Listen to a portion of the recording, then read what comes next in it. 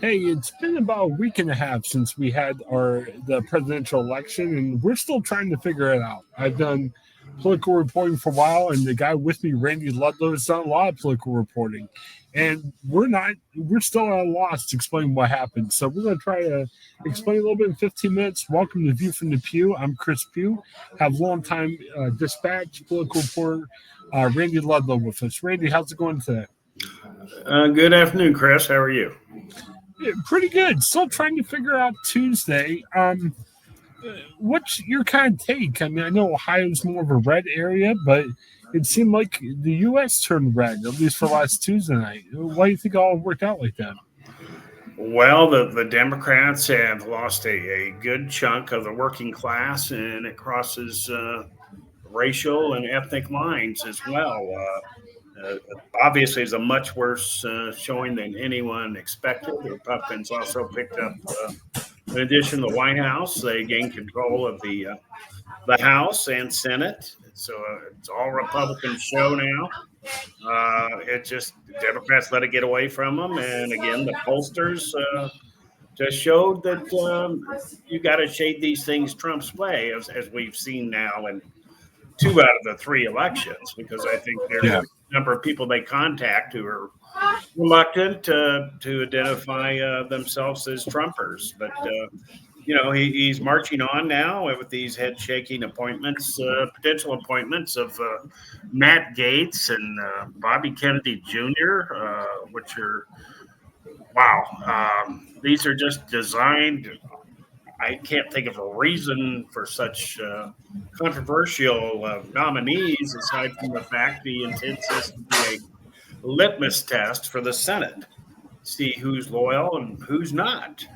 And then again, he's still hoping that he can do, as Thune is talking, the new Senate Majority Leader is talking of doing recess appointments where nobody has to vote on anything for nearly 2 years.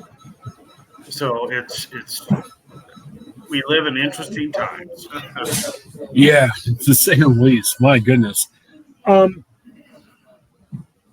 you wonder. It seemed like what held Trump back during the first term was you had some guardrails. And the only way I can explain, especially when you look at Tulsi Gabbard, Gates, um, I've got other issues with Kennedy, but it seems like he's putting people in that have a hard time saying no.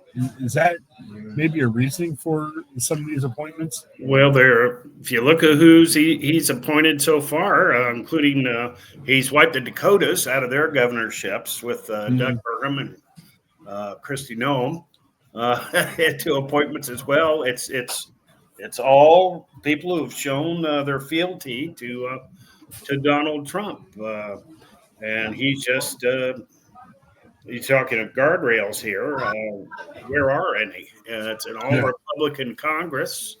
The Supreme Court has ruled he can't be prosecuted for anything that smacks of any official action. Um, so it's going to be very interesting. I know a lot of people, a lot of Democrats even that I had talked to prior to this had expected that Harris would cut into Trump's win in Ohio. He won in both 16 and 20 by 8 points. Well, guess what? He won by darn near 12 points. yeah, So, yeah, and again, he also doesn't have to worry about running again. So yeah. that's not holding him back from doing whatever he wants. The Bernie Marino thing was interesting. I think we talked about this beforehand. I felt that Sarah Brown had a hard hill to overcome, but it was interesting. Marino didn't win by as much as Trump won, so it seemed like there was more people voting for Trump and Sarah Brown. Um, I think it says a lot about Bernie Marino. He just ran an I like Trump ticket, and I think it's going to be hard for him to kind of get his own footing. I mean, he's Well, Trump a dude for Trump Trump. had long coattails here. He Yeah, helped drag Bernie Marino to victory. Even though, as we can tell by the margins, there were people who voted for Trump splitting their ticket to vote for Sherrod Brown. But right. now he's going to have a total. Well, he's going to have one total Trump acolyte now that J.D. Vance is being elevated to the vice presidency, which brings us to Mike DeWine appointing someone to take Vance's spot in the U.S. Senate, and it'll be interesting to see what comes out of that. Very much. So I'm fascinated by that a ton. I mean, I look at it, Trump and DeWine, they hide it well, but obviously it's not a great relationship between the two. Yeah, not best buddies. Well, I kind of wonder.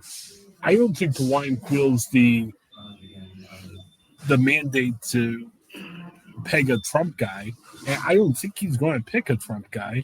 But who do you have left? I mean, Matt Dolan seems to be the only non-Trump guy within the people that have been talked about as potential candidates. I don't know where DeWine goes. I mean, Matt Dolan, if he were to have the backbone to appoint a Matt Dolan, he'd be doing so against the wishes of the Trump himself and the Trump Republicans in Ohio, who will continue to rule everything in the state of Ohio, including picking up 2 more Supreme Court seats to leave the Republicans going to be now in control 6-1. Yeah. I think that can be traced directly to the legislature deciding we're going to put party affiliations after the names of Supreme Court candidates now. So like, Republicans, Democrats, of course, Republicans win. Do you think there's any it's funny. I hear DeWine saying, hey, I'll consider someone maybe with no political experience. Now, Ramaswamy, which I don't see he was going to pick anyway, and he's out of the picture now with this governmental efficiency stuff. The only other one that kind of fits in that no political experience, maybe Timken, from Canton, who used to run it. Did you see that being a scenario at all? No,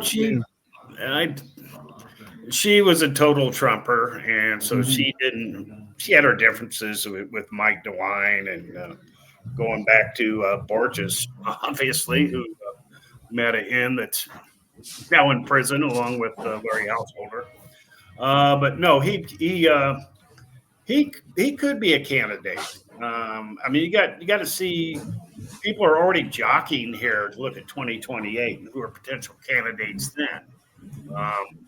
Vance obviously is first in line, or at least that's what Trump is hoping or thinking to carry out the MAGA movement in 28, and whoever can get appointed to the Senate here, like Kwamani, could say that'd be a good place to run from. Yeah, I just don't know where DeWine goes. I mean, DeWine endorsed Dolan. So, I mean, if you had to bet money, I think betting Dolan would be. But, DeWine says he wants someone who can win. If he appoints Dolan, he's crossing the Trumpers. I'm sure Secretary of State Frank Rose is over there begging. Right. But I just don't think the only other person I could think of legitimately, and I know Hustet's more of a Trump guy, but at least Hustet and DeWine seem to get along. So I can see, I know Hustet wants the governor, but maybe DeWine can talk him in to be a senator. I don't know where else DeWine goes. You know what I mean? I think Hustet, I think badly wants to be governor. And it's been all these years jockeying to get within almost sight of we're going to be running here finish line. Obviously, Dave Yost has his hat in there too and is hoping for that. So we shall see. If you had to pick, would you say Dolan, you think? Or I don't know. DeWine's got nothing to run for again. He's going to be finished. He liked him the other first time around. He'd be crossing Trump and a lot of Republicans if he did appoint Dolan, but that might be a kind of a good there moment for him and expressing at least some discontent over how Trump runs the show. He could go to the media. Why not? You've had experience in the media. I've had experience in the media. Wouldn't that be great? Just totally go out left field and pick somebody from the media or something like that. You never know. I don't know if that'll ever happen or not. It's fun to think about. So it's hard to say. If you had to pick, and again, nobody knows this. I mean, we're just guessing out left field. Who do you think might be a candidate in 2028 for the Democrats? I know it would seem that Vance might be that guy on the Republican side. Any thought on who might kind of come out of the Democrat side? I don't know. They have some talented people, but could you sell them to the the larger mass of the working people? You've lost to Trump at this point. You need to regain them. I mean, a lot of people are high on Gretchen Whitmer out of Michigan. Obviously, the California Governor Newsom is also a leading light, although, again, he might be afflicted with that California liberal label, Yeah.